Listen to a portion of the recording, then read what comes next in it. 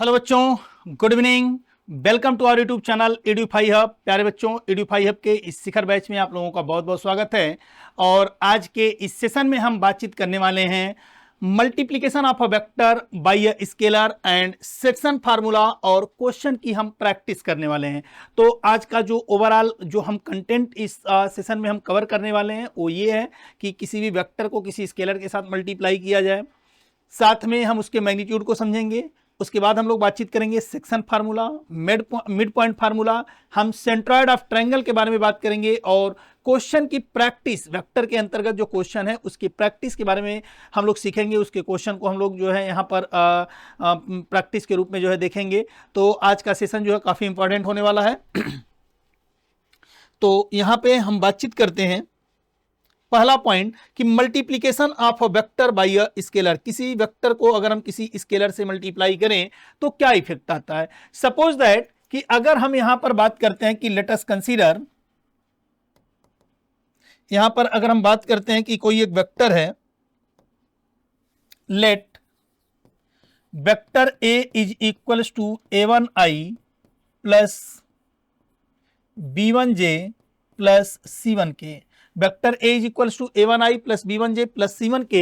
Then अगर हम लोग इसको किसी स्केलर सपोज दैट कि लेमडा से अगर हम मल्टीप्लाई करते हैं, lambda times of vector A, now this becomes lambda a1i plus में लेमडा b1j एंड प्लस में लेमडा c1k। यानी अगर किसी वेक्टर को हम किसी स्केलर लेमडा से अगर हमने मल्टीप्लाई किया तो ये इसके प्रत्येक कंपोनेंट में मल्टीप्लाई हो जाएगा। ये इसका मतलब ये इतने टाइम से मॉडिफाई हो गया है ना।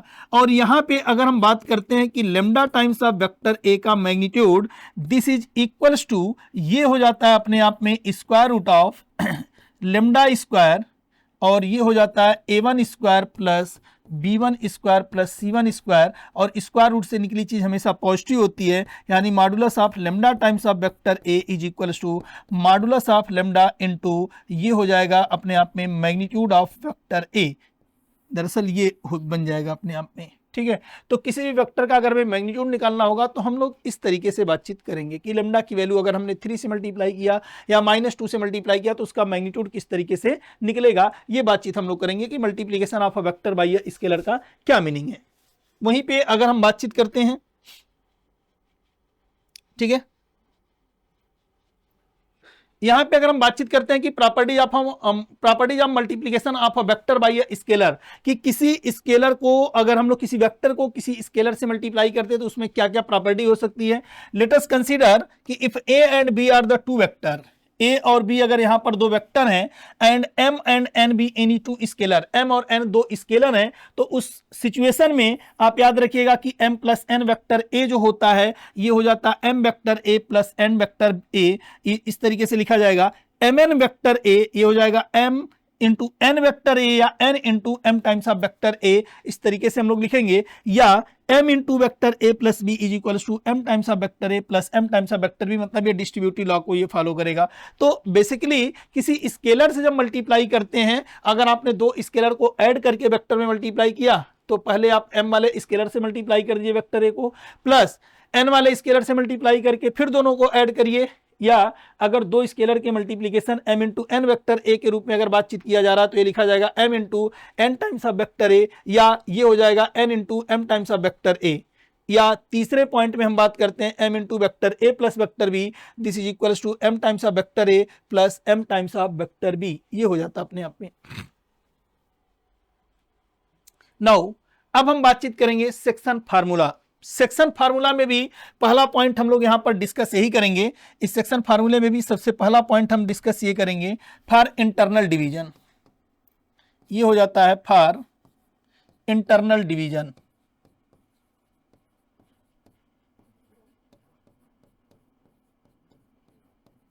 फॉर इंटरनल डिवीजन,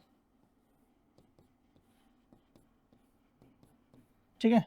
यहां पर अगर हम बात करते हैं, suppose that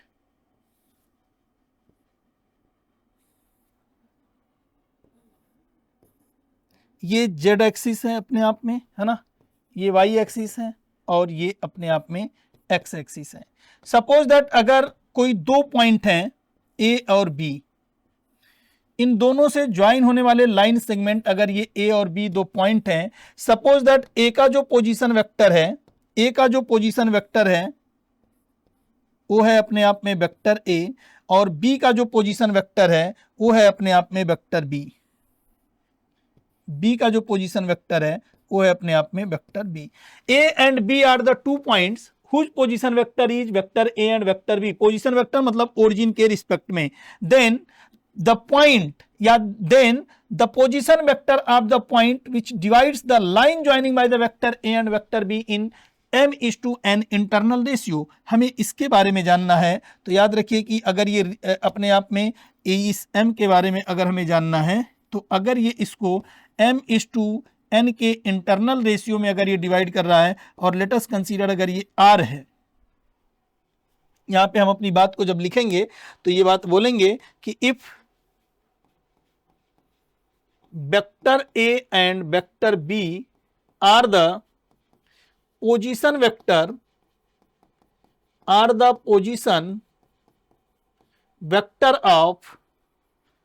position vector of point A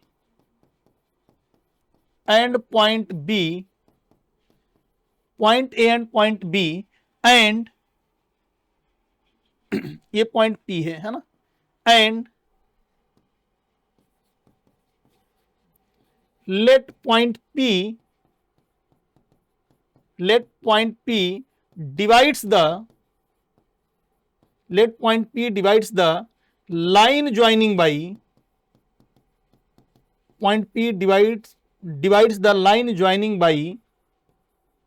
vector A and vector B, line joining by point A and B, point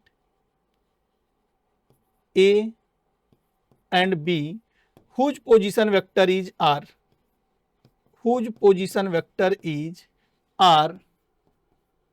then याद रखिएगा कि ये जो R निकालेंगे हम लोग,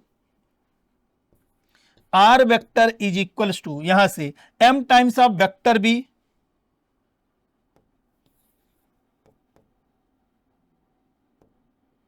then R vector is equals to m times of vector B plus n times of vector A अपान में m plus n। ये है फॉर इंटरनल डिवीजन, यानी इंटरनल डिवीजन के केस में जो R वेक्टर हो जाएगा वो m times of vector A, m times of vector B plus n times, just cross multiply, जिधर वेक्टर A है ना उधर ये जो ये अपने आप में रेशियो है वो क्रॉस मल्टीप्लाई होगा, m vector B n vector A divided by दोनों का सम m प्लस n आ जाता है। समझ में आई बात? तो ये कहलाता अपने आप में for internal division section formula के केस में, ठीक है। वहीं पर बात यदि हम करते हैं फॉर एक्सटर्नल डिवीजन, दूसरा पॉइंट अगर हम इसमें सीखते हैं कि for external division, for external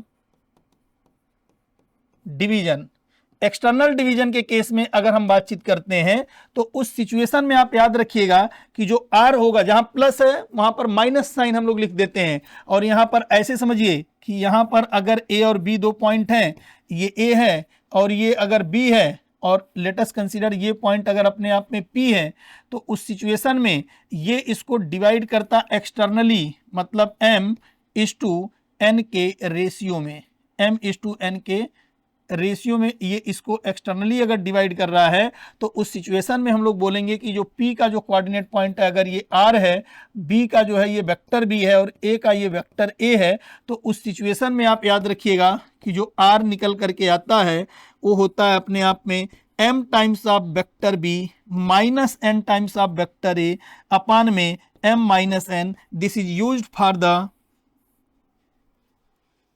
external division. External division के केस में हम लोग बातचीत ये करेंगे, समझ में आई बात? एक्सटर्नल डिवीजन के केस में तो यहां पर सपोज दैट एक क्वेश्चन की बातचीत हम लोग करते हैं, एक क्वेश्चन कि find the position vector of the point which divides the which divides the line joining by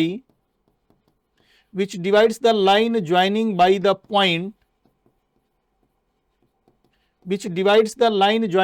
point, find the position vector of the point which divides the line joining by the point whose position vector is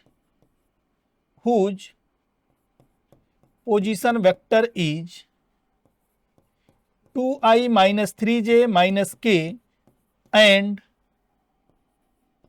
5i minus j plus 7k in 1:2 internal ratio, in 1:2 internal ratio. अगर ये इसको internally अगर divide कर रहा है तो बताइए कि उसका पोजीशन वेक्टर क्या होगा, what is the position vector of the point, ये बताना है आपको। तो आप इस चीज को ऐसे समझिए, अगर ये 1:2 के रेशियो में अगर डिवाइड कर रहा है, लेट अस कंसीडर अगर ये पॉइंट ए है और ये पॉइंट बी है, ये 1:2 का रेशियो है, ये पॉइंट पी है, इसका वेक्टर अगर वेक्टर ए है ना, इसका हम लोगों ने आर ये लेट कर लिया, और इसका अगर ये अपने आप में वेक्टर बी है, ये वेक्टर बी है, तो आप मुझे बताओ आर के लिए हम क्या लिखेंगे। ये रेशियो चल रहा 1:2 का, यही चल रहा अपने आप में। तो ऐसे सिचुएशन में हमें लिखना पड़ेगा कि vector R is equals to, ये हो जाएगा 1 times of vector B plus 2 times of vector A upon में 1 + 2। तो R vector is equals to, vector B हो गया ये अपने आप में दरअसल 5i minus J plus 7k plus 2 into this 2i minus 3j minus k divided by 3। तो पूरी तरीके से जो आ गया 5 + 4 दरअसल this is equals to 9i minus j और ये 3 2 जा 6 minus 7k and plus 7k and minus 2k plus का 5k divided by 3। This is the final answer. यानी ये पोजीशन वेक्टर हो गया P का, जो कि अपने आप में A और B से ज्वाइन होने वाले लाइन सेगमेंट को 1:2 के इंटरनल रेशियो में डिवाइड करेगा।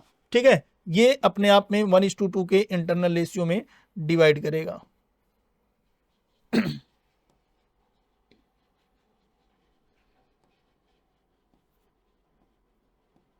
1:2 के इंटरनल रेशियो में ये डिवाइड करेगा। तो इस तरीके से हम लोग बातचीत करेंगे सेक्शन फार्मूला को लेकर के। अगर बात यही एक्सटर्नल डिवीजन की हो रही होती तो हम लोग इसको एक काम ये करते हैं कि इसको हम लोग जो है फार्मूले में माइनस का प्रयोग करते हैं। एम जहां पर प्लस हमने यूज किया हुआ है इंटरनल डिवीजन में, वहां पर हम लोग माइनस का प्रयोग कर रहे होते तो एक्सटर्नल डिवीजन का ये केस निकल करके आ जाता। नाउ एक बातचीत और करते हैं हम लोग यहां पर।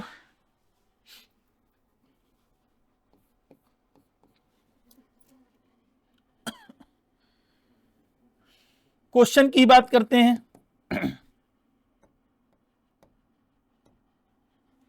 If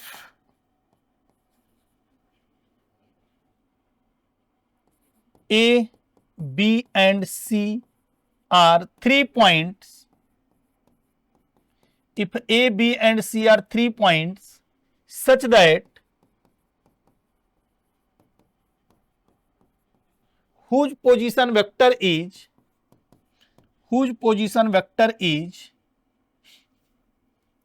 vector A, vector B and vector C respectively,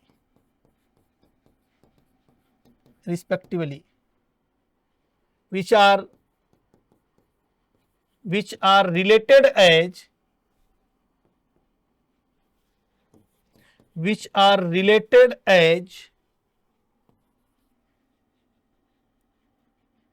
3 times of vector A minus 4 times of vector B plus vector C is equals to 0, then find the ratio in which vector divides the point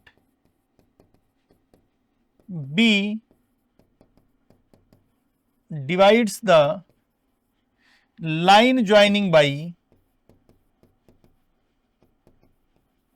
line joining by A and C, A और C से join होने वाले line को बताइए कि point B किस ratio में divide करेगा। तो इस सिचुएशन में यहां पर जब हम लोग इसके सोल्यूशन की बातचीत करेंगे, इसके सोल्यूशन की बातचीत जब हम लोग करेंगे तो यहां पर हम लोग देखेंगे कि सिंस ये जो वैल्यू चल रहा है 3 टाइम्स ऑफ, ये जो वैल्यू चल रहा है दरअसल 3 times of vector A minus 4 times of vector B plus vector C is equals to 0, या यूं कहें कि 4 times of vector B is equals to 3 times of vector A plus vector C, इस तरीके से लिखा जाएगा। यानी vector B is equals to 3 times of vector A plus vector C upon में 4, this can be written as 3 times of vector A plus 1 times of vector C upon 3+1। इसका मतलब ये समझ में आ रहा कि सपोज दैट अगर ए बी सी 3 point अगर हैं, ए और यहां पर है बी और ये है अपने आप में सपोज दैट कि अगर ये सी है, तो यहां पर इसका पोजीशन वेक्टर अगर ए है, इसका पोजीशन वेक्टर अगर बी है, इसका पोजीशन वेक्टर अगर वेक्टर सी है, तो याद रखिएगा कि अगर इनके बीच में रेशियो 1:3 का अगर चल रहा होगा तो हम लिखेंगे 3 times of vector A plus 1 times of vector C upon में 3+1, यानी द रेशियो इज 1:3 इंटरनली। ये हमारा फाइनल आंसर होगा। यानी अगर तीन पॉइंट ए बी और सी इस तरीके से हैं कि इनके पोजीशन वेक्टर ए बी और सी हैं, और साथ में अगर ये इस relation 3a times of vector A minus 4 times of vector B plus vector C equals to 0 को अगर ये फॉलो करते हैं, तो उस सिचुएशन में हमें ये बात बोलना पड़ेगा कि ये रेशियो 1:3 होगा। अच्छा, ये सबसे नेसेसरी कंडीशन है कि अगर ये वेक्टर कोलिनियर है तो सेक्शन फार्मूला एप्लीकेबल है, यानी 3 वेक्टर ये कोलिनियर होने चाहिए, है ना। तो ये बात हम लोग यहां पीछे मेंशन कर सकते हैं सेक्शन फार्मूला के केस में कि note vector A B and P are collinear, या section formula is applicable only for the collinear vector. ये बात आप नोट करके लिख लीजिए। Note, section formula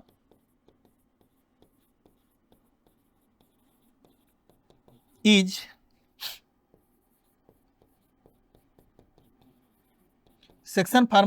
applicable for collinear vector,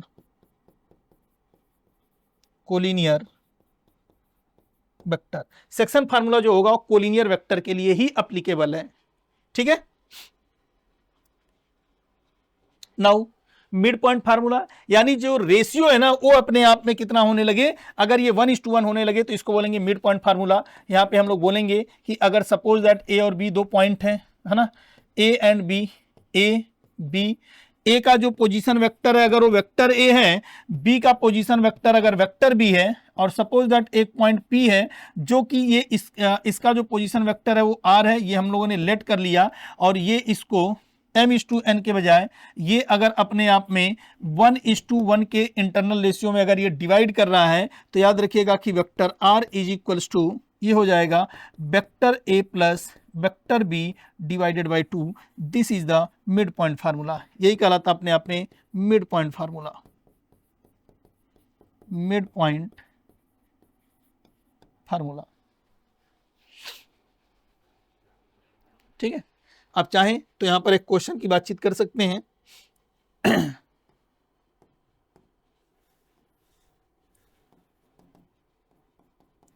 if the position vector of A and B is 2i minus 3j plus k and 5i minus 7j plus 3k respectively, if the position vector of a and b is this and this respectively, then find the position vector of midpoint of AB, position vector of midpoint of AB। AB के mid point का आपको बताना है कि position vector क्या हो जाएगा। Find the mid point of the position of A B position vector of mid point of A B. तो इस सिचुएशन में हम लोग क्या बोलेंगे, ए और बी का 2 पॉइंट दिया हुआ, जब हम बात सोल्यूशन की कर रहे होंगे तो सपोज दैट यहां पर ए और बी 2 पॉइंट दिए गए हैं, ये ए और ये बी।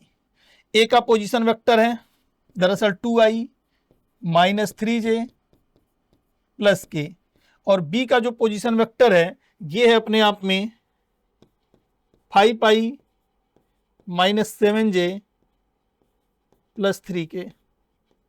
ठीक है, और अगर यहां पर कोई पॉइंट है P, ठीक है, ये पॉइंट है P जो कि 1:1 के इंटरनल रेशियो में अगर है, तो याद रखिएगा कि इसका जो मिड पॉइंट होगा यानी R इज इक्वल्स टू, दरअसल इन दोनों को ऐड कर दीजिए, 2i minus 3j plus k plus 5i minus 7j plus 3k divided by 2। तो ये कितना आ जाएगा, R is equals to 5 plus 2 दरअसल ये हो गया 7/2i माइनस 3j माइनस 7 दरअसल माइनस 10 यानी ये हो गया माइनस का 5j 3 और ये प्लस का हो गया ये 2k, यानी ये हो गया 7/2i minus 5j plus 2k, ये इसका आंसर हो जाएगा। समझ में? तो मिड पॉइंट फार्मूला कि मिड पॉइंट फार्मूला सिंपली दोनों वेक्टर को ऐड करके डिवाइडेड बाय 2 कर देंगे तो ये मिड पॉइंट निकल करके आ जाएगा। Now come to the next point, that is the centroid of the triangle, कि किसी भी ट्रायंगल का सेंट्रॉइड हम लोग किस तरीके से निकालेंगे। यहां पर बातचीत करेंगे कि if vector A, vector B and vector C are the position vector of the vertices of position vector are the vertices of the triangle ABC, vertices of the triangle ABC, then यानी अगर vector A, vector B और vector C position vector of the vertices of the triangle ABC अगर हैं, उस situation में then जो centroid दरअसल होता है वो it is the intersection point of the median of the triangle होता है। इसका मतलब अगर हम यहां पर ट्रायंगल की बातचीत अगर करते हैं, अगर ये ए है, ये बी है और अगर ये पॉइंट अपने आप में सी है, ये ए बी और सी अगर है, इस सिचुएशन में अगर ए का जो पोजीशन वेक्टर है अगर ये वेक्टर ए है, अगर ये बी का पोजीशन वेक्टर वेक्टर बी है और सी का पोजीशन वेक्टर अगर वेक्टर सी है, उस सिचुएशन में इसमें हम अगर बात करें तो इनका जो मिड पॉइंट है अगर ये है, इसका मिड पॉइंट है, इसका मिड पॉइंट, तो एक अपने आप में मीडियन ये हो गया, दूसरा जो मीडियन हो गया वो ये हो गया, और तीसरा जो मीडियन हो गया वो अपने आप में ये हो गया। तीनों मीडियन का जो इंटरसेक्शन पॉइंट होता है दैट इज कॉल्ड द जी, जिसको बोलते हैं हम लोग सेंट्रॉइड।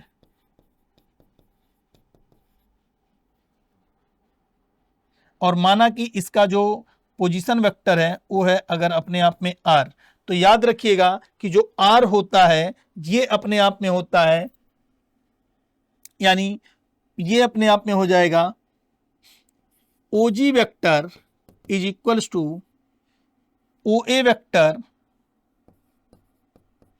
प्लस में ओ बी वेक्टर प्लस में O C vector divided by 3, यानी vector R is equals to vector A plus vector B plus vector C divided by 3 हो जाएगा।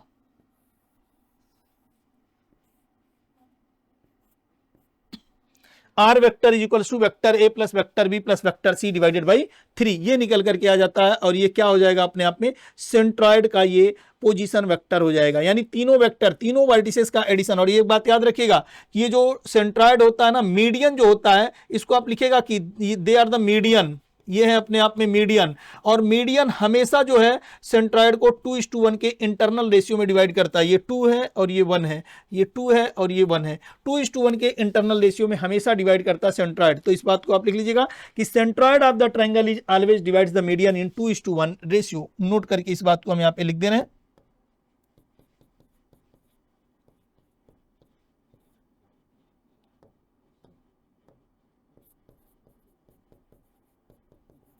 centroid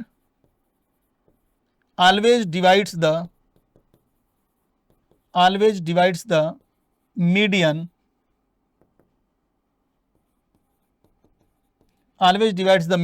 in 2:1 internal ratio. यानी किसी भी ट्रायंगल का जो सेंट्रॉइड है वो मीडियन को 2:1 के इंटरनल रेशियो में डिवाइड करता है। Is that clear?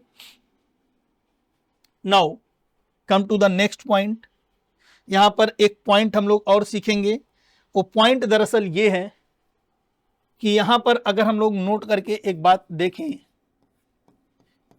यहां पर एक पॉइंट आप लिखिएगा OGC, ये है O, यहां पर है G और ये है C। O means ortho centre, O को हम लोग बोलेंगे आर्थो सेंटर, ये कहलाएगा अपने आप में ortho centre. G means centroid, ये कहलाएगा centroid. And C means circum centre.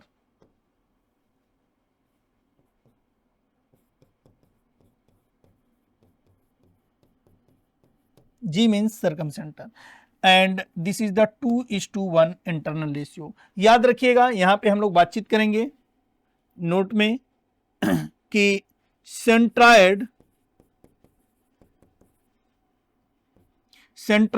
always divides the line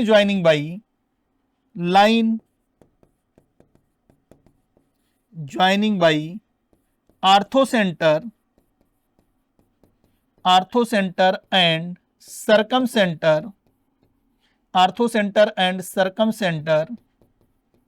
in 2:1 internal ratio. ये 2:1 के इंटरनल रेशियो में ये इसको डिवाइड करते हैं। ठीक है, इसका मतलब क्या निकल करके आ रहा है कि सेंट्रॉइड जो होता है वो आर्थो सेंटर और सर्कम सेंटर से ज्वाइन होने वाले लाइन सेगमेंट को क्या करता है, 2:1 के इंटरनल रेशियो में डिवाइड करता है। ये बात आप विशेष रूप से ध्यान रखिएगा। यहां पर एक क्वेश्चन की बातचीत करेंगे हम लोग।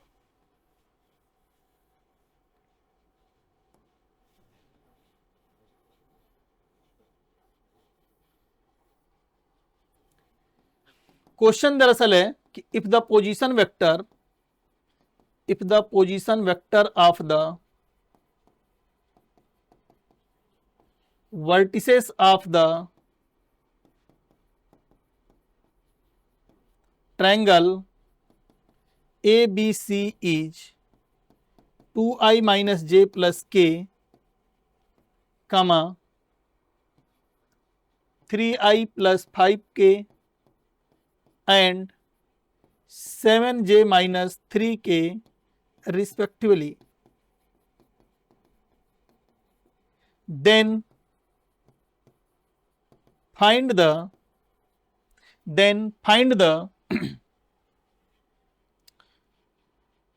position vector of centroid of the triangle।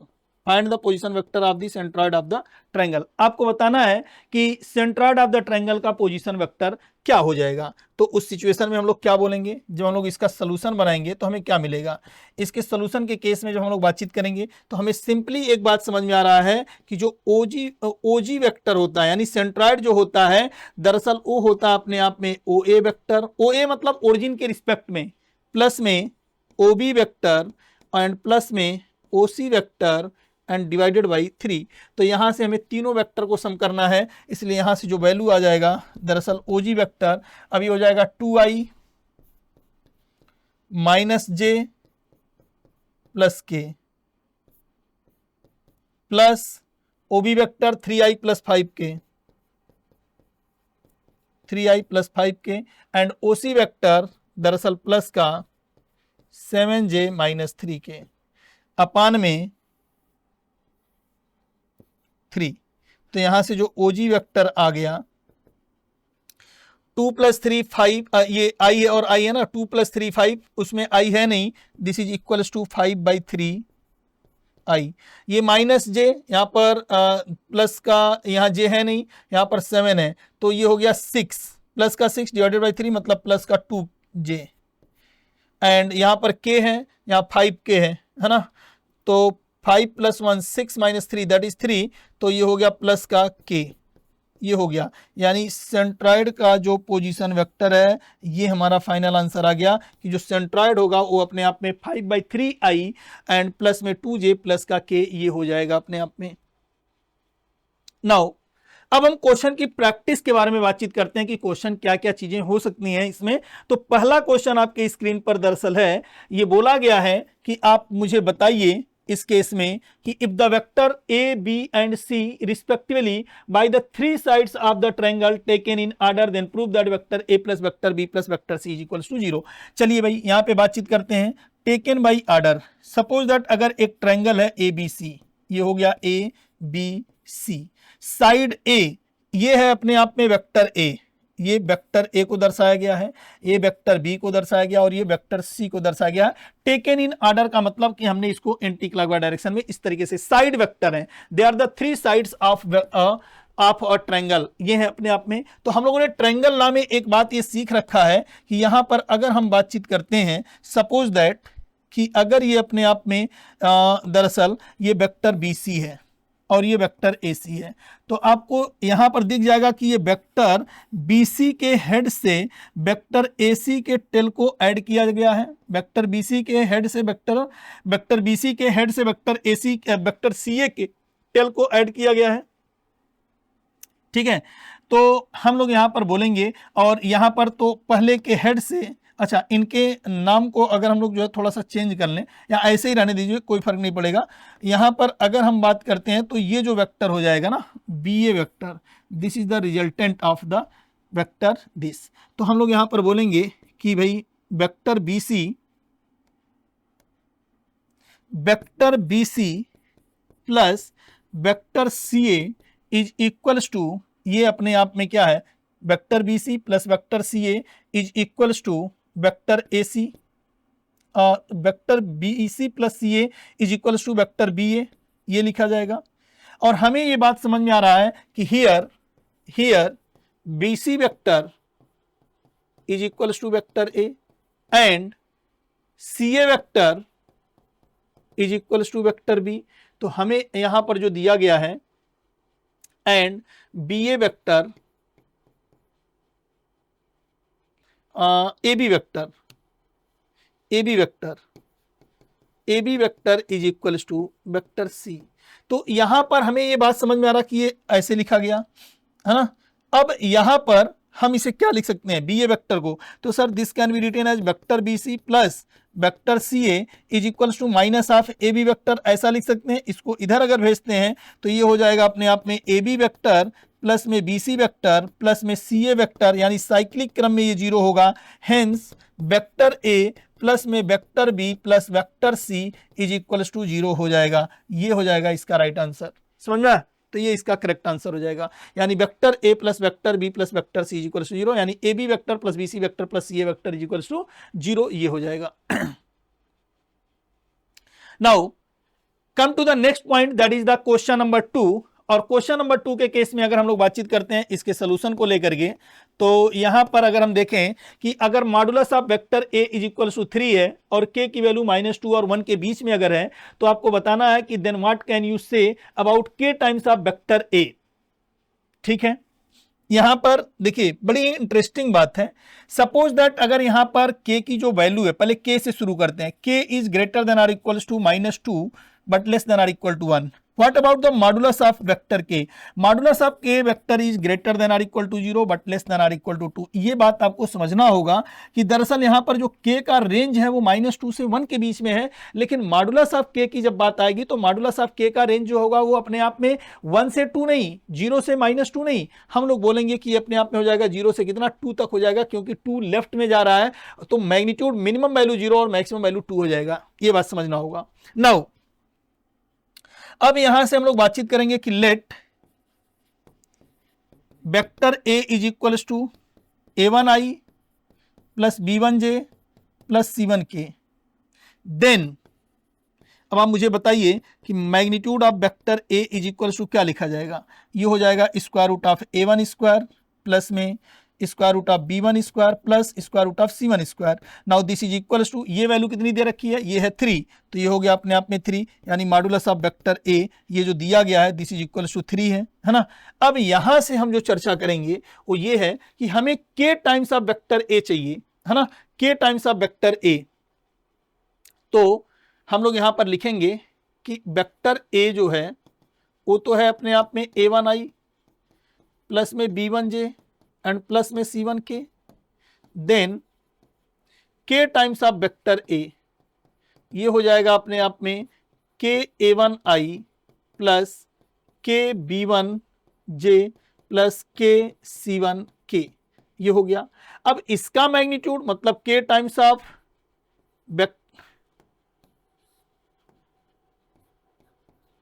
k times of vector A का मैग्नीट्यूड दरअसल दिस इज इक्वल्स टू, ये हो जाएगा अपने आप में k square into a1 square plus में b1 स्क्वायर प्लस में c1 स्क्वायर, ये बात लिखा जाएगा।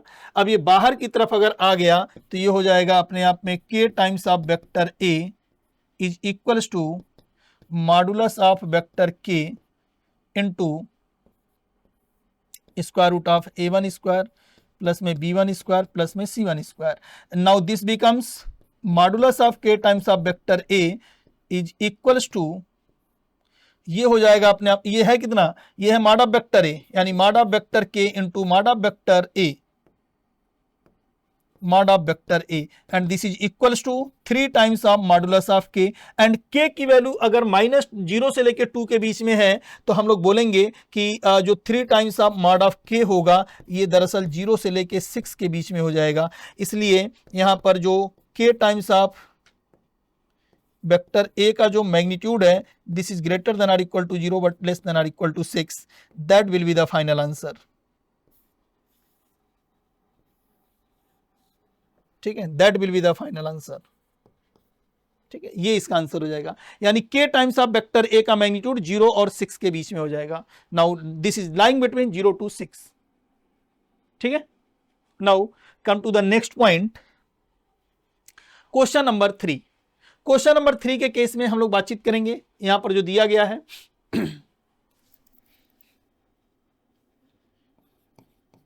कि vector a is equal to दिया गया 2i minus 3j, vector b is equal to 3i plus 2j, then so that modulus of vector a is equal to modulus of vector b। पहले तो आप ये शो करिए, and are the vectors a and b are equal, ये बात पूछा जा रहा है। चलिए यहां पर देखते हैं कि गिवन जो वैल्यू दिया गया है, यहां पर जो आपको वेक्टर दिया गया है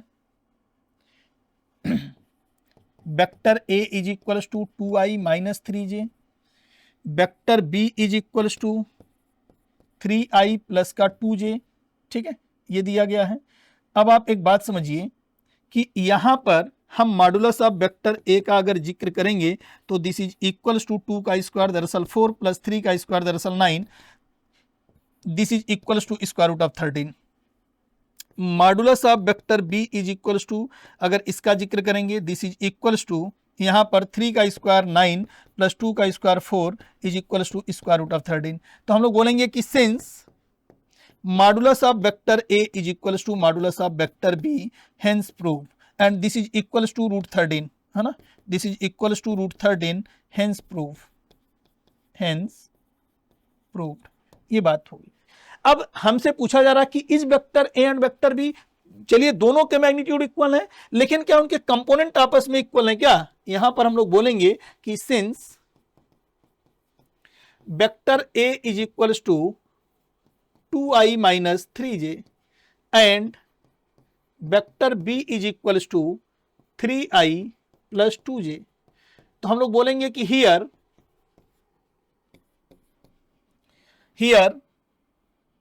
2 is not equals to 3 and minus 3 is not equals to 2. Since the component of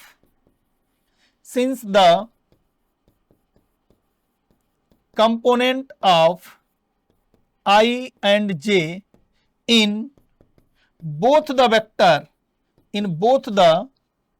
vector a and b are not similar, though its magnitude is equal,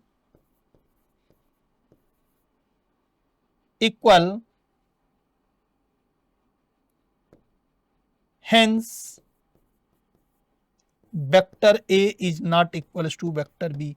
vector A जो होगा वेक्टर बी के equal नहीं होगा। दो vector आपस में equal तभी कहे जाते हैं जब उनके कंपोनेंट आपस में इक्वल हो, उनके मैग्नीट्यूड आपस में इक्वल हो, कंपोनेंट आपस में इक्वल हो, तभी दो वेक्टर आपस में इक्वल कहे जाते हैं। तो ये क्वेश्चन नंबर 3 का जो राइट आंसर हो गया अपने आप में ये निकल करके आ गया। Now come to the next point, that is question number 4। Question number 4 के केस में क्या कहा जा रहा है? क्वेश्चन नंबर 4 के केस में ये बोला गया है यहां पर कि right the direction cosine of the vector -2i + j - 5k। देखिए यहां पर जो वेक्टर आपको दिया गया है, वेक्टर हम लेट कर लेते हैं कि let vector a is equals to -2i plus में j और माइनस में 5k। आपको चाहिए डायरेक्शन कोसाइन। डायरेक्शन कोसाइन निकालने के लिए पहले आप वेक्टर a को उसके मैग्नीट्यूड से आप डिवाइड करिए। तो वेक्टर a का मैग्नीट्यूड दरअसल square root of this can be written as 4 + 1 + 25। तो ये कितना हो गया अपने आप में, रूट का 30 ये हो जाएगा, है ना। और यहां पर अगर हम बात करते हैं a cap is equals to vector a upon modulus of vector a, दरअसल this is equals to -2y√30i plus 1/√30j minus 5/√30k, 5/√30k। यानी ये क्या हो गया अपने आप में, a cap is equals to -2/√30i plus 1/√30j minus में 5/√30k। ये निकल करके अगर आ गया तो जो i, j और k के जो कोफिशिएंट होते हैं, हम ये बात पहले ही लेक्चर में बता चुके हैं कि जो i, j और k के जो कोफिशिएंट होते हैं वही अपने आप में क्या कहे जाते हैं, डायरेक्शन कोसाइन कहे जाते हैं। Hence the direction cosine of the vector a, hence the direction cosine of hence the direction cosine of the vector a is equals to, दरअसल ये हो गया अपने आप में डायरेक्शन कोसाइन ये हो गया -2/√30 कामा 1/√30 एंड -5/√30, ये हो जाएगा अपने आप में डायरेक्शन कोसाइन, और ये इसका फाइनल आंसर हो जाएगा। That will be the final answer. यानी किसी भी वेक्टर का अगर हमें डायरेक्शन रेशियो पूछता तो जो i, j और k का कोफिशिएंट होता है वो डायरेक्शन रेशियो कहलाता है। बट हियर उसने हमसे ये पूछा कि what is the direction cosine. तो डायरेक्शन कोसाइन क्या होता है कि किसी भी वेक्टर को हम उसके मैग्नीट्यूड से डिवाइड कर देंगे तो यूनिट वेक्टर बन जाएगा, और यूनिट वेक्टर का जो i, j और k का कोफिशिएंट होता है वो कहलाता है अपने आप में डायरेक्शन कोसाइन। इसलिए direction cosine of the vector हो गया -2/√30, 1/√30 एंड -5/√30, ये हो जाता अपने आप में। Now come to the next point, question number 5।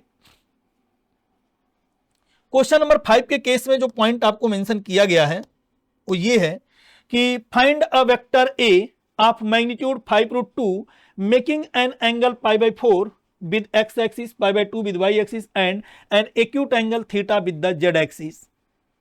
पहली बात आप अच्छे से समझ लीजिए, यहां पे जब हम लोग इसके सोल्यूशन की बात करेंगे आपसे कहा गया कि find the vector a। Vector A बताने के लिए यहां पर सबसे पहला पॉइंट कि वी नो दैट हम ये जानते हैं कि अगर कोई भी वेक्टर एक्स, वाई और जेड के साथ में क्रमशः अल्फा, बीटा और गामा एंगल अगर वो फॉर्म करता है तो उस सिचुएशन में उसका जो डायरेक्शन कोसाइन होता है वो कास अल्फा, कास बीटा और कास गामा होता है, और उसके डायरेक्शन कोसाइन के स्क्वायर का जो सम होता है वो अपने आप में 1 के इक्वल होता है। तो ऐसे केसेस में हम लोग बोलेंगे कि कास स्क्वायर अल्फा प्लस में कास स्क्वायर बीटा प्लस में cos square gamma this is equals to 1। और कास स्क्वायर अल्फा की बात अगर करेंगे तो अल्फा है π/4, यानी कि ये हो गया अपने आप में कास स्क्वायर π/4 प्लस में कास स्क्वायर बीटा की वैल्यू है π/2 प्लस में cos square gamma is equals to 1। Cos square pi by 4 1/√2, 1/√2 का स्क्वायर हो गया 1/2, प्लस में ये हो गया 0 और प्लस में cos square gamma equals to 1, यानी कास स्क्वायर गामा की जो वैल्यू हो गई वो हो गई 1 माइनस 1/2, दरअसल 1/2, यानी कास गामा इज इक्वल्स टू कितना हो गया बेटा, दरअसल ये हो गया अपने आप में 1/√2, 1/√2 प्लस माइनस 1/√2 हुआ। और आपको पता है कि गामा की जो वैल्यू आ गई यहां से कास गामा 1/√2 आने का मतलब cos gamma is equals to plus minus 1/√2 आने का जो मीनिंग है वो ये बता रहा है कि यहां से जो गामा है दरअसल वैल्यू या तो π/4 है या गामा की जो वैल्यू है वो 3π/4 है। तो गामा π/4 मतलब लेस देन ये है अपने आप में 90 डिग्री और ये है ग्रेटर देन 90 डिग्री, यानी यही एंगल कंसिडरेबल होगा, इसलिए गामा की जो वैल्यू निकल करके आ गई वो π/4 आ गई। गामा इज इक्वल्स टू π/4 आ गया। अब अगर गामा इज इक्वल्स टू π/4 आ गया तो उस सिचुएशन में हम लोग क्या बोलेंगे, गामा की वैल्यू π/4 आने पे मैग्नीट्यूड दिया हुआ है, since magnitude of vector A is equals to 5√2 and if vector makes angle vector makes angle alpha, beta and gamma from x, y and z axis, then उस मोमेंट पर vector a is equals to modulus of vector a cos alpha i plus में cos beta j plus में कास gamma के हो जाता है, इस तरीके से लिखते हैं। और यहाँ पर मॉड ऑफ वेक्टर ए की वैल्यू 5√2 है, तो वेक्टर ए का जो हो गया ये हो गया 5√2 और यहाँ पर हो गया कास अल्फा आई, यानी अल्फा की वैल्यू π/4 है, तो ये हो गया कास π/4 आई प्लस कास π/2j और प्लस कास π/4 के वैल्यू आप रख दीजिए। Vector A is equals to 5√2 और यहाँ पर हो जाएगा 1/√2i प्लस 0j प्लस 1/√2 के।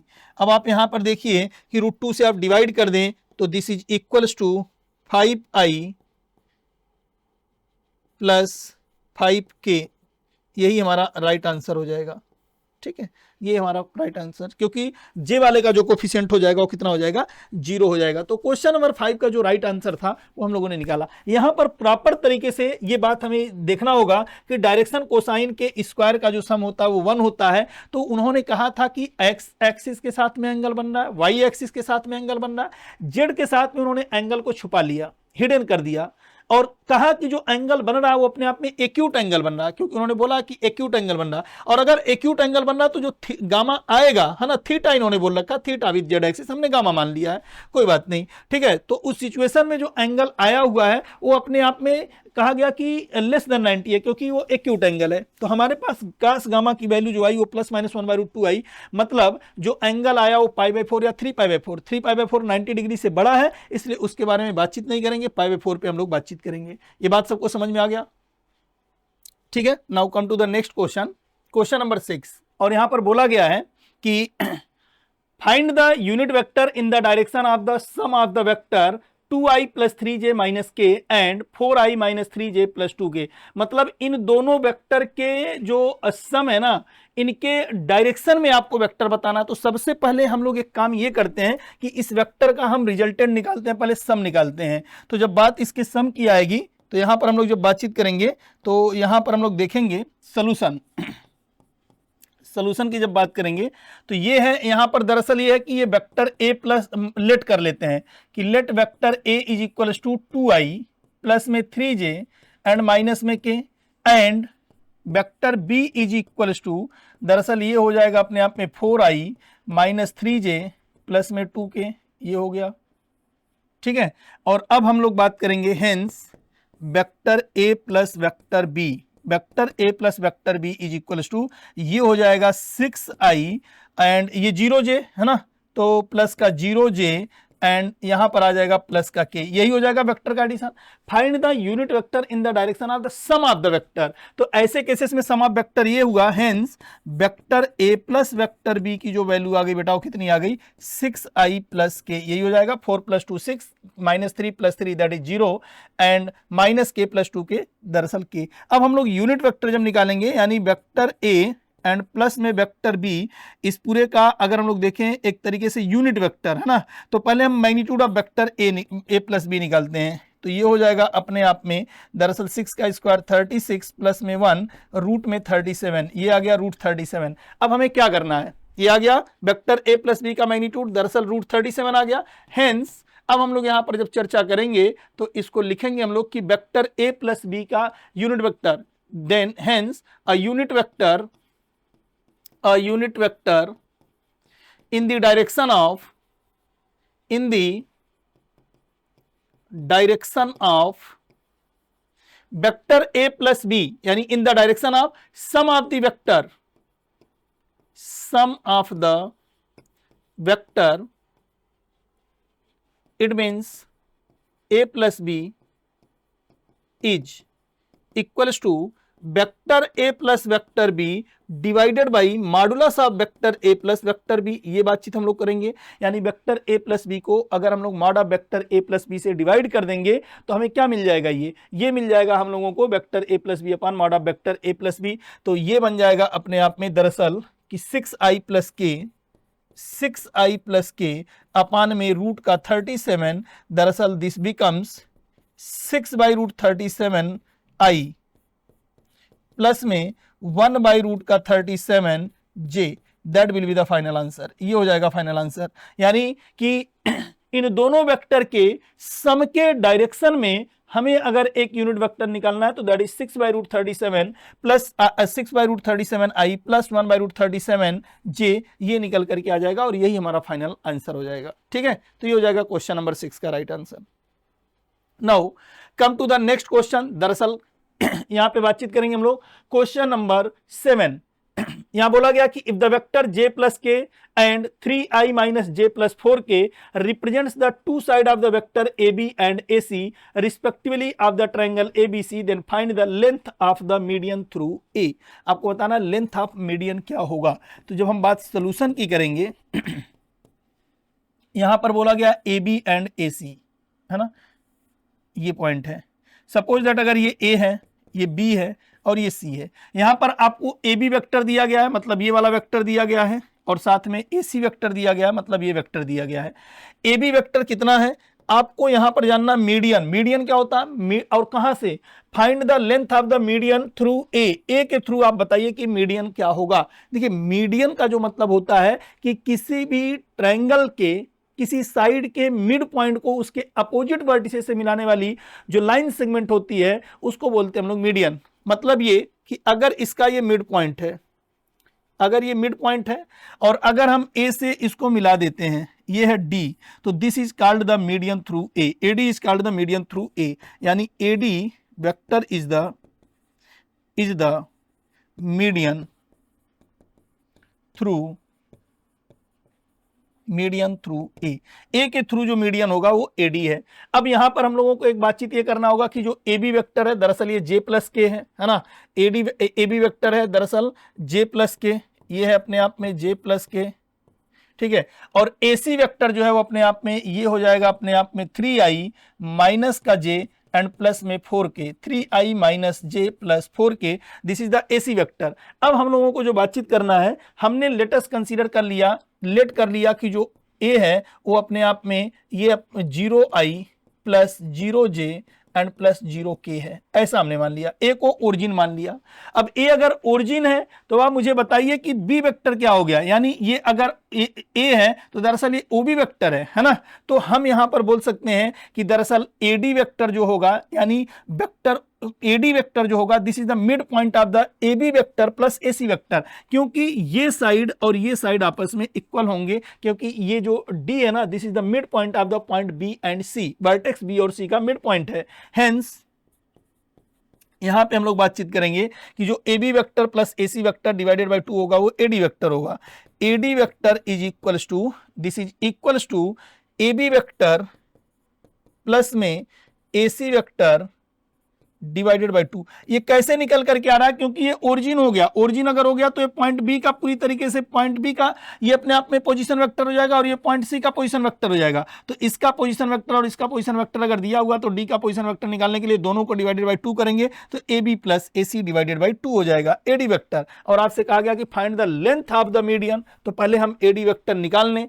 एडी वेक्टर जब निकालेंगे तो AD vector is equals to, दरअसल इन दोनों वेक्टर को जोड़ के डिवाइडेड बाय 2 करना हमें, तो ये हो जाएगा अपने आप में जे प्लस के प्लस यहां पर हो गया 3i minus J plus 4k divided by 2।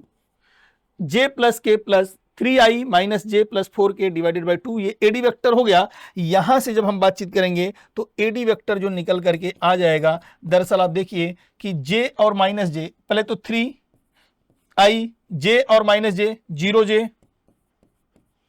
k plus 4k, दरअसल प्लस में 5k डिवाइडेड बाई 2। तो ये आ गया अपने आप में AD vector is equals to 3/2i plus में 5/2k, ये हो जाएगा। नाउ एडी वेक्टर की लेंथ निकालनी है, तो एडी वेक्टर का जो लेंथ हो जाएगा दरअसल ये हो जाएगा 9/4 प्लस में 25/4, ठीक है, ये हो जाएगा अपने आप में √34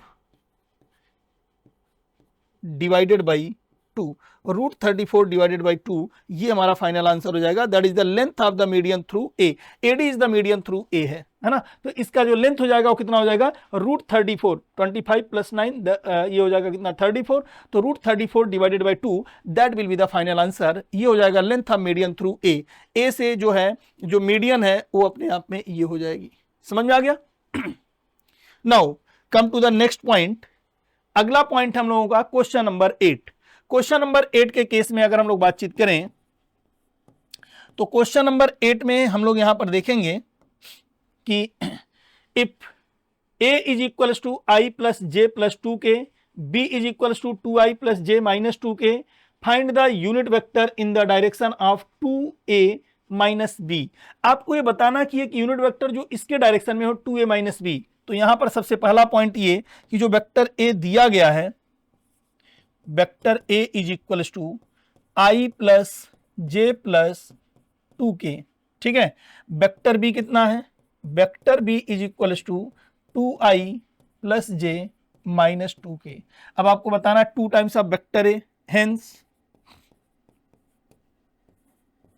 2 times of vector a minus vector b is equals to, इसमें 2 से मल्टीप्लाई करेंगे, 2 into i plus j plus 2k minus 2i plus j minus 2k।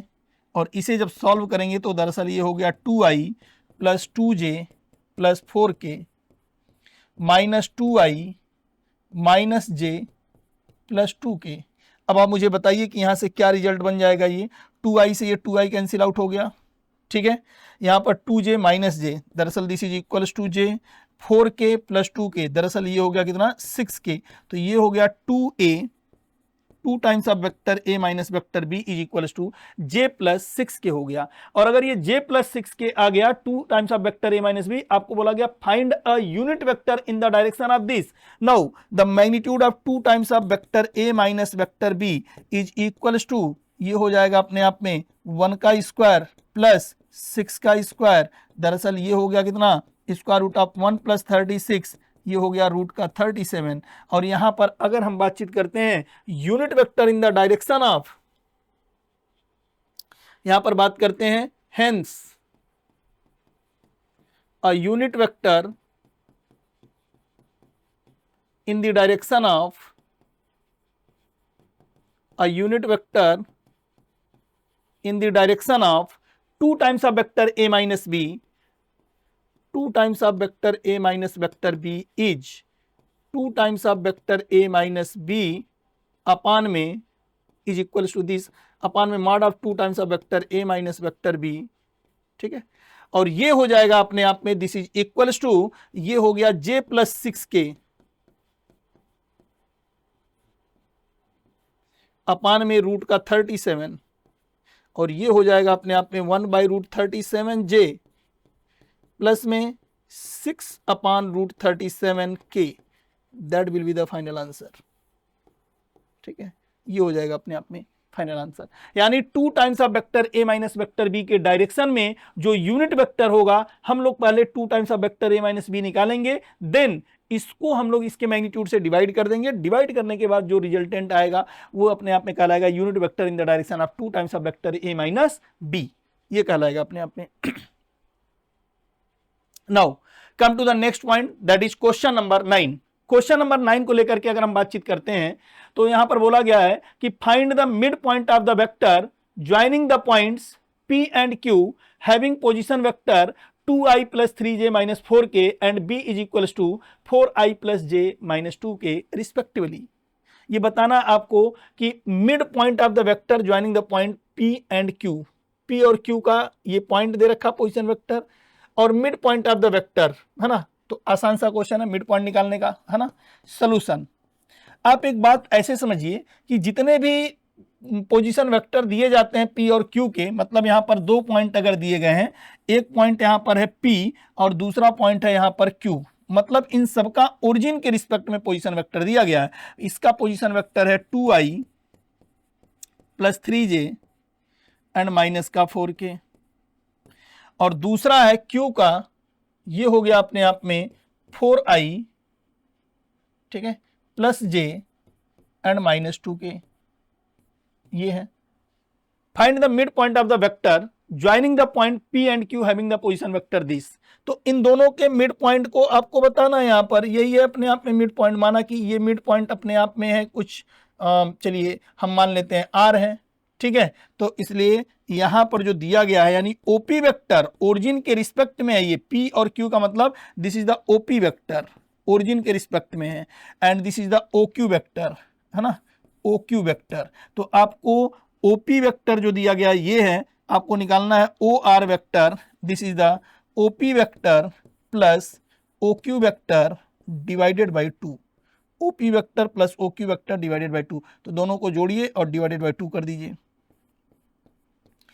2i plus 3j minus 4k plus 4i plus j minus 2k divided by 2। 4 plus 2 दरअसल ये हो गया 6i, यहां पर 3j plus j दरअसल ये हो गया प्लस का 4j,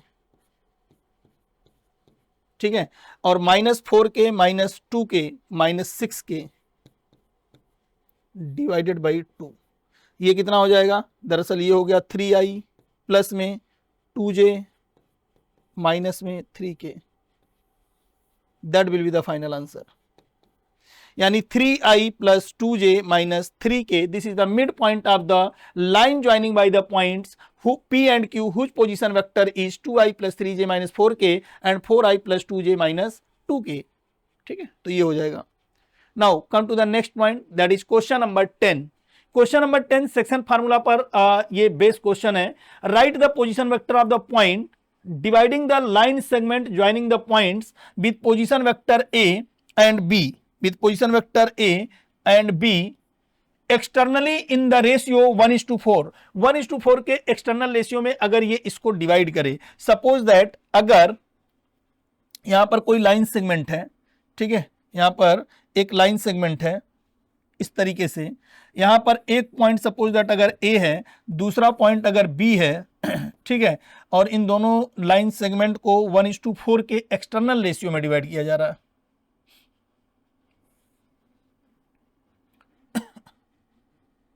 ठीक है, 1:4 के एक्सटर्नल रेशियो में अगर इसको डिवाइड किया जा रहा है, तो इस सिचुएशन में हम लोग बोलेंगे कि हमें फार्मूला जो पता है कि कभी भी अगर कोई पॉइंट अगर एक्सटर्नल रेशियो के रूप में होता है तो इसका जो सोल्यूशन हम लोग बनाएंगे कि सेक्शन फार्मूला ये कहता है R इज इक्वल्स टू, है ना, यहाँ पे पॉइंट हम मेंशन कर देते हैं पहले एक डायग्राम बना के कि अगर ये A है, ये B है और ये C है, ठीक है, अगर ये इसको ये है अपने आप में M और ये है अपने आप में N, m/n के एक्सटर्नल रेशियो में अगर ये इसको डिवाइड किया जा रहा है, ठीक है, ये कहलाता अपने आप में एक्सटर्नल रेशियो। तो उस सिचुएशन में जो r आता है ना, वो होता है m टाइम्स ऑफ वेक्टर, ये इसका पोजीशन वेक्टर है वेक्टर a और इसका पोजीशन वेक्टर है अपने आप में वेक्टर b, ठीक है। इसका पोजीशन वेक्टर है अपने आप में r वेक्टर, इसका b है और ये है अपने आप में r वेक्टर। उस सिचुएशन में m times of vector b minus n times of vector a upon m minus n होता है। अब आपको वेक्टर a भी दिया है, वेक्टर b भी दिया है और आपको भली भांति पता है कि इस केस में हम लोगों को अगर पोजीशन अगर हम लोगों को इसके केस में निकालना है कि ये अपने आप में एक तरीके से कि इसका पोजीशन वेक्टर क्या होगा अगर एक्सटर्नली डिवाइड किया जाता है, तो ऐसे सिचुएशन में हम लोग इसी फार्मूले का यूज करेंगे। हमें यहाँ पर m की जगह 1 दिया गया है और n की जगह 4 दिया गया है, तो इस केस में हम लोग क्या बोलेंगे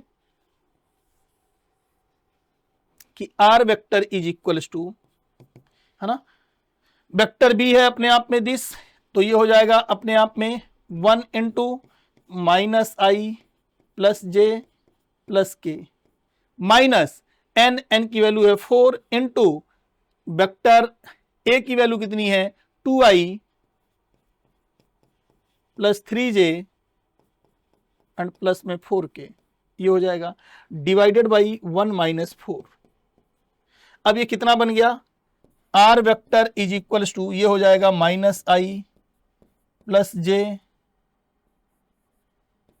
plus k minus 8i minus 3j minus 16k divided by minus 3 minus i minus 8i, r vector is equals to minus का 9i प्लस j और ये माइनस 3 है तो ये हो गया माइनस का 2j एंड माइनस का 15,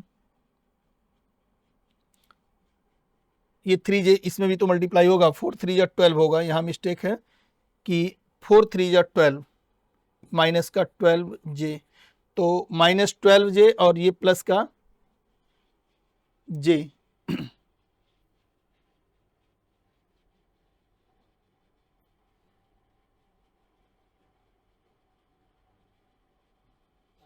ये प्लस का 12j है ना, प्लस नहीं माइनस लगा है ना, माइनस माइनस आगे है माइनस 4, तो 4 2 जा 8 एंड 4 3 जा 12 एंड 4 4 जा 16, माइनस 8 और माइनस 1 माइनस दिस माइनस 12 और प्लस 1, तो दरअसल ये हो जाएगा अपने आप में माइनस का 11, यहाँ से हो गया माइनस 11j और ये हो गया माइनस का 15k डिवाइडेड बाई माइनस 3, तो r इज इक्वल्स टू जो आ गया माइनस 3 से डिवाइड करेंगे, दरअसल 3i प्लस में 11 बाई 3j और प्लस में 5k, ये हो जाएगा, तो ये इसका रिजल्टेंट हो जाएगा, समझ में आया, ये इसका रिजल्टेंट हो जाएगा और यही हम लोगों का फाइनल आंसर हो जाएगा, that will be the final answer. तो क्वेश्चन नंबर 10 का जो राइट आंसर हो गया वो हो गया अपने आप में 3i plus 11 by 3j plus 5k, ये हो जाएगा अपने आप में अगर ये इसको जो है एक्सटर्नली अगर 1:4 के रेशियो में अगर डिवाइड किया जाएगा, ठीक है। नाउ क्वेश्चन नंबर 11 ये है कि if a and b are the 2 points with position vector 2 times of vector a minus 3 times of vector b and 6b minus a respectively, right the position vector of the point p which divides the line join ab in the ratio 1:2, 1:2 के ratio में अगर divide करेगा, तो या इसके पहले वाले question में एक्सटर्नली था, इस बार क्या है इंटरनली है, तो अगर इंटरनल डिवीजन होगा तो यहां पर हम लोग क्या बोलेंगे कि अगर ये a और b है,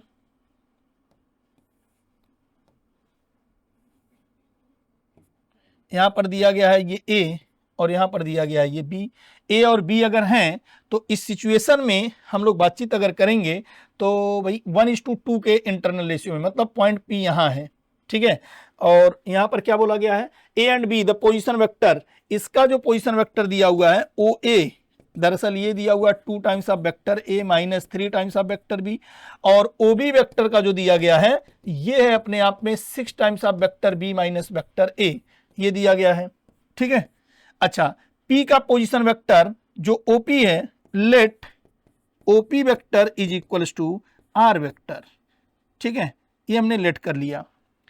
रेशियो कितना है 1:2 है, इसलिए r vector is equal to जो हो जाएगा 1 into OB vector plus 2 into O A vector divided by 1 plus 2।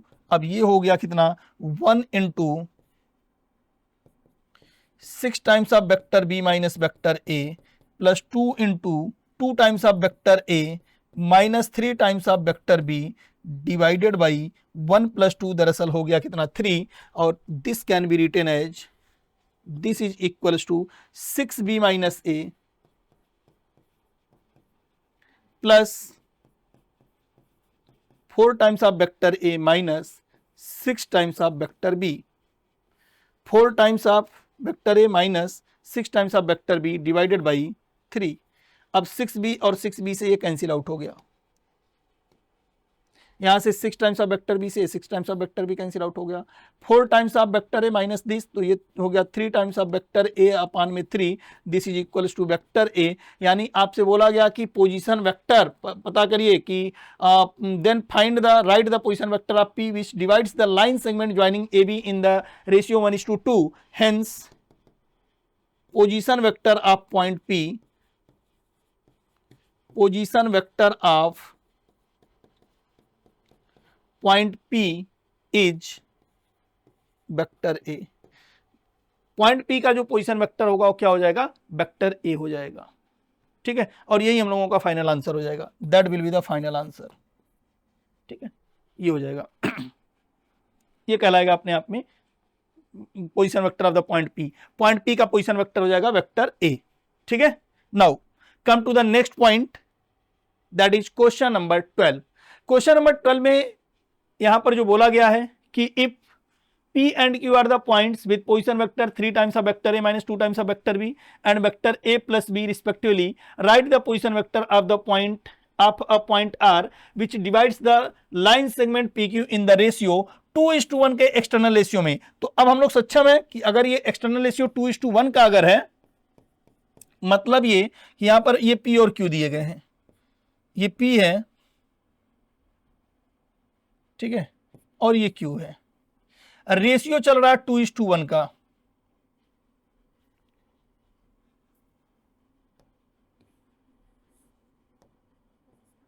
ये R है और ये Q है। ये होता है दरअसल ये 2:1 के रेशियो में, ठीक है।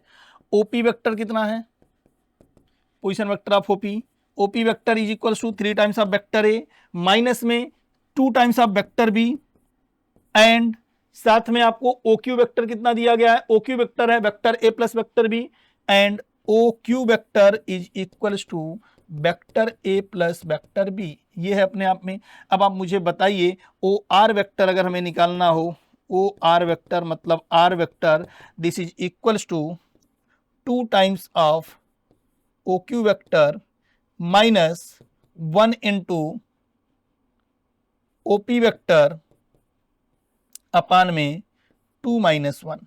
तो ये कितना बन जाएगा, यहां से जब निकालेंगे हम लोग R vector is equals to, ये हो जाएगा कितना 2 इंटू OQ कितना है A plus B, vector A plus vector B minus, और यहां से जो दिया गया है 1 इंटू ये कितना हो जाएगा, ये है अपने आप में ओपी वेक्टर, दरअसल 3 times of vector A minus 2 times of vector B upon में ये हो गया अपने आप में 1।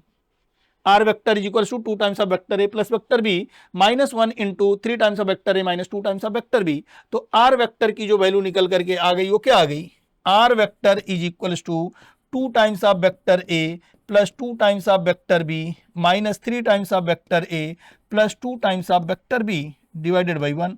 तो 2 माइनस 3 यानी R vector is equal to vector A 2b plus 2b, दरअसल ये ए माइनस वेक्टर ए हो गया प्लस में 4 टाइम्स ऑफ वेक्टर बी, यानी पोजीशन वेक्टर ऑफ आर जो होगा, position vector of R is equals to 4 times of vector b minus vector a, that will be the final answer। यानी अगर externally p और q को अगर divide किया जाएगा, p और q से ज्वाइन होने वाले लाइन सेगमेंट को अगर एक्सटर्नली 2:1 के रेशियो में डिवाइड किया जाएगा, तो फार्मूला याद करिए कि आपको बताया गया कि r vector is equals to m times of vector b minus n times of vector a upon m minus a, m minus n। तो इस तरीके से हम लोग यहां पर चर्चा करेंगे और r का जो पोजीशन वेक्टर आ गया 4 times of vector b minus vector a आ गया। एंड क्वेश्चन नंबर 13 की बात करते हैं, है ना। क्वेश्चन नंबर 13 एक तरीके से बेहतरीन क्वेश्चन है, इसके बारे में हम लोग समझते हैं कि ये क्वेश्चन क्या बोला जा रहा है। इस क्वेश्चन में सॉल्यूशन, क्वेश्चन दरअसल ये है कि the position vector of vector A B C are 3 given points satisfy the relation 4 times of vector A minus 9 times of vector B plus 5 times of vector C is equals to 0. Prove that the 3 points are collinear। मतलब आपको बताना कि ये तीनों points collinear हैं, है ना। Position vector of vector A B C of the 3 points, हमने ये कहा कि let A B and C are the 3 points whose position vector is vector A, vector B and vector C respectively। Vector A, vector B and vector C respectively. तो उस situation में हम लोगों को क्या बोलना पड़ेगा कि अगर ये अपने आप में वेक्टर ए, वेक्टर बी और वेक्टर सी अगर इनके ए बी सी के पोजीशन वेक्टर हैं, जहां पर यहां पर अगर हम लोग इस चीज को देखें तो यहां दिया गया है 4 टाइम्स, यानी यहां से हम लोग क्या लिख सकते हैं, यहां से हम लोग यही बात तो लिखेंगे, यानी O A vector is equals to vector A, O B vector is equal, hence O B vector is equals to vector B and O C vector is equals to vector C. Since यहाँ पे हम लोग बोलेंगे कि since यहाँ जो value provide किया गया है वो क्या है कि 4 टाइम रिलेशन जो दिया गया है कि 4 times of vector A minus 9 times of vector B plus में 5 times of vector C is equals to 0। ये दिया गया आपको एक रिलेशन, आप इसको प्रूफ करना है कि ये जो वेक्टर ए बी सी दिए गए हैं इनके पोजीशन वेक्टर ए बी और सी हैं जो इस रिलेशन को फॉलो करते हैं। तो प्रूफ करिए कि ये तीनों पॉइंट्स कोलिनियर हैं, मतलब कैपिटल ए, कैपिटल बी और कैपिटल सी कोलिनियर है। तो हमने कहा कि हमने लेट कर लिया 3 पॉइंट्स ए बी और सी, ऐसा उन्होंने दिया नहीं, हमने लेट कर लिया जिनके पोजीशन को हमने वेक्टर ए, वेक्टर बी और वेक्टर सी जो ये दिया गया था रिस्पेक्टिवली हमने वो लेट कर लिया। अब हमने ये कहा कि जो रिलेशन है इसके तहत अगर हम लोग देखें कि 9 टाइम्स ऑफ दिस, तो 9 बी को उधर भेजते हैं, 9 times of vector B is equals to this can be written as 4 times of vector A plus 5 times of vector C. यानी यहां से अगर हम देखें तो ये लिखा हुआ है कि vector B is equals to 4 times of vector A plus में 5 times of vector C upon में 9 and this can be written as vector B is equals to 4 times of vector A plus में 5 times of vector C upon में 4 plus 5, ऐसा अगर लिखा जाए। और अगर हम इसको देखें vector B can be written as O B vector is equals to 4 into O A vector plus में 5 इंटू, ये अपने आप में हो जाएगा 5 into O C vector divided by ये हो गया 4 प्लस 5। तो हमें एक बात समझ में आ रहा है कि दरअसल ये ओ बी सी यानी ये ए है, ये अपने आप में बी है और ये अपने आप में सी है, जो कि ये 4:5 के इंटरनल रेशियो में अगर हम डिवाइड कर रहे हैं, इसका पोजीशन वेक्टर अगर वेक्टर ए है, इसका पोजीशन वेक्टर वेक्टर बी है और इसका पोजीशन वेक्टर अगर वेक्टर सी है, तो हमें ये बात समझ में आ रहा है कि जब वेक्टर बी हम लिखेंगे तो लिखेंगे 4 टाइम ये 5:4